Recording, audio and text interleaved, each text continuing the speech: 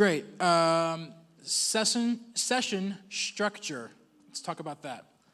So this is where, in the Digico world, you've got a very open structure. Architecture is the word. That you can set up. So you are sold a console that is capable of doing X number of inputs by X number of outputs. And this is where you can go in to tell it how many input channels you want to use, how many output channels, how many of those outputs you want to be stereo versus mono, groups, all of that. This to me is what separates Digico from the rest of the other brands of consoles, okay? If you buy another brand of console, it's going to say, this board does 72 inputs and 16 outputs, and that's it. That's what you've got. With Digico, all of it is it does up to X by up to X. Whatever the number is, it varies based on what size desk you buy. These are 96 inputs by 56 outputs. That's what your boards are capable of. So it can do up to 96 inputs and up to 56 outputs. What that means for us is that we get to create those channels. They don't just automatically exist. We get to create them in whatever flavor we want, mono or stereo, in whatever order we want, mono, mono, stereo, stereo, stereo, mono, mono, mono, whatever, however we need it. So we create all that. So for that, that's why we have the session structure and creating. So talk about the aux order, group order. So you can come in and, like he was saying, you can order them. When you first set up your aux sends, you tell it you want like we've got 5 mono and 14 stereo mixes currently.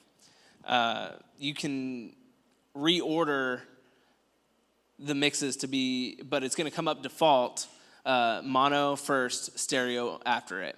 But say you want an in-ear mix next to the drum verb as a mono verb, you can set up your drum mix to be at the top with a mono verb send right next to it, with the bass mix next to it, and then so on and so forth. So basically, this has all been kind of preset, predetermined by me and our team. I kind of sat down and said, okay, what is everything we need?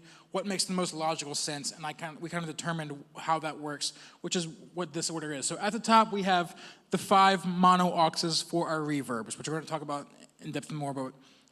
5 mono auxes for reverbs, and then we have all of our band auxes, which is 14 stereo auxes here.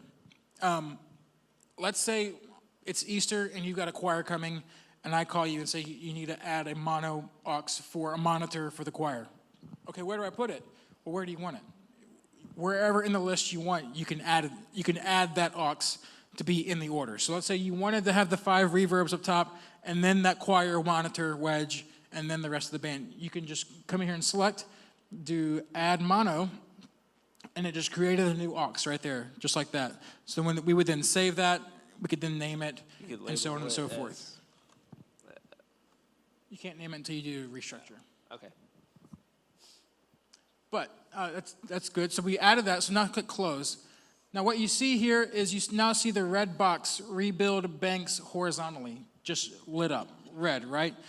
Okay, so we talked about how we create all the channels and auxes, okay? What that we also get to do is assign those to wherever we want. Again, back to our other brand console, okay? It's gonna be, here's your bank, that's all your inputs, and here's your bank, that's all your outputs. With Digico, we're able to put whatever type of fader we want, anywhere we want.